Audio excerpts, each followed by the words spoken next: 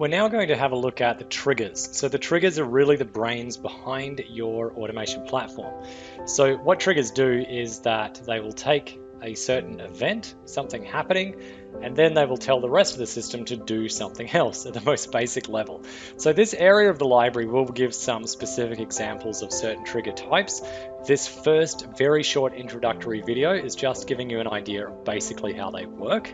And we're going to start by just creating a new basic rule. Elsewhere in the library, you'll see some more specific videos setting up for very common use cases, like if someone fills out a form or if someone fills out a calendar. But this introduction is just to give you an idea of really what they do, right? So in this one, I'm going to call it, I've created a new trigger. I'm going to give it a name. I'm going to call this tutorial trigger.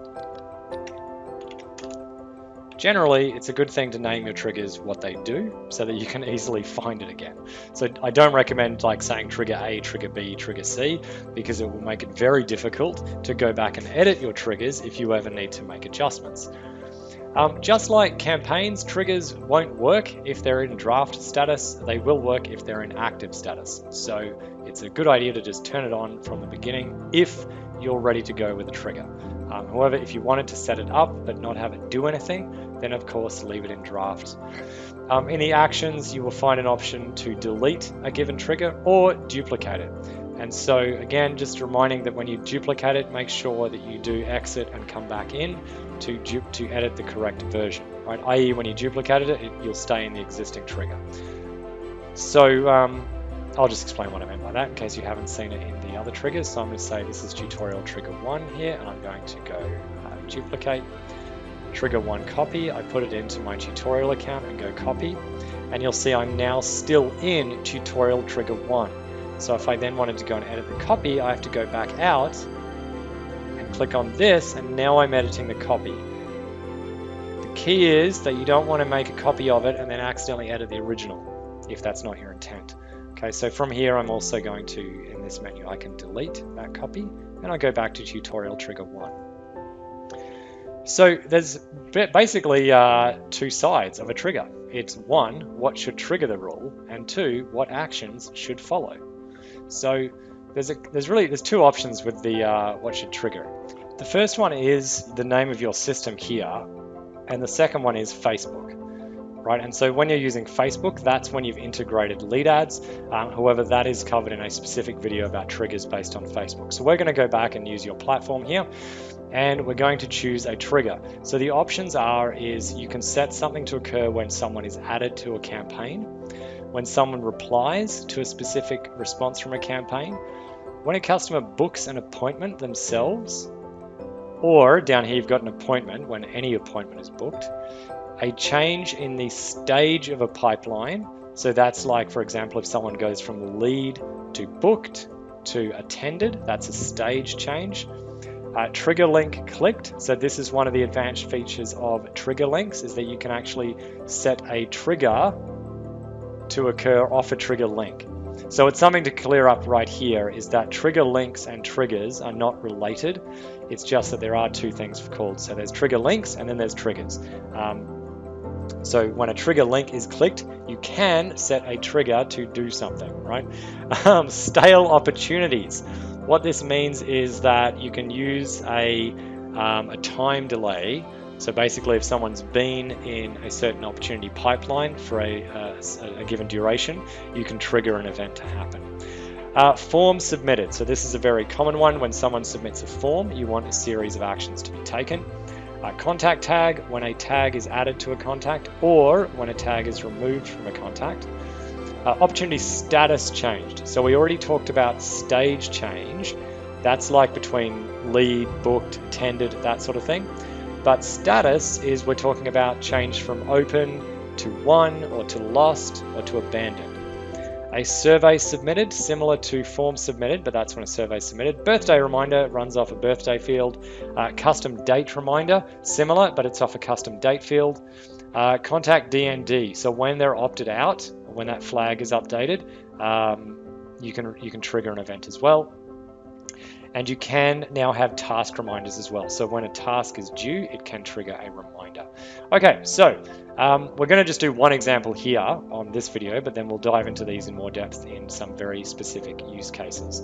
So we're going to use a very standard one here, form submitted. And whatever you choose up here, it's going to open up a different range of options in the filter. So I'm going to define the filter here. I'm going to say when a form is, and we're going to say the Plateau Facebook ad. And we could add a filter and say as plus one of these fields is this, right? So we're not going to do that on this case. I'm just going to keep this really simple. So when the form is Plateau Facebook ad, so when that form is submitted, we want to do this thing. Now, there's a number of things you can do here. Again, linked to either your platform or Facebook. So inside the automation system, you can choose the following actions. Add to a campaign, remove them from a campaign, a specific campaign, remove them from all campaigns. So even if they're in 2 or 3 different campaigns, it will take them out of all of them. You can add them to an opportunity pipeline. You can remove or add a contact tag.